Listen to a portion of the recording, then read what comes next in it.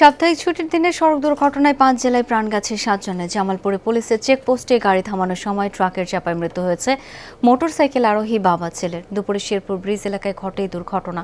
স্থানীয়রা জানায়, চেকপোস্টে শেরপুরগামী একটি ট্রাককে দাঁড়ানোর জন্য নির্দেশ দেয় পুলিশ।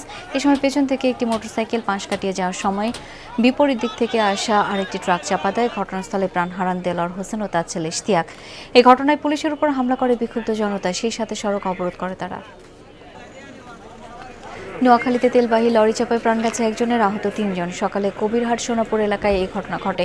স্থানীয়রা জানায়, দোকানের মালামাল আনতে দুই ছেলেকে মোটরসাইকেলে কবিরহাট যেতে বলেছিলেন শফিকুর রহমান। এ সময় একটি তেলবাহী লরি নিয়ন্ত্রণ হারিয়ে তাদের চাপা দিয়ে পাশের দোকানে ঢুকে পড়ে।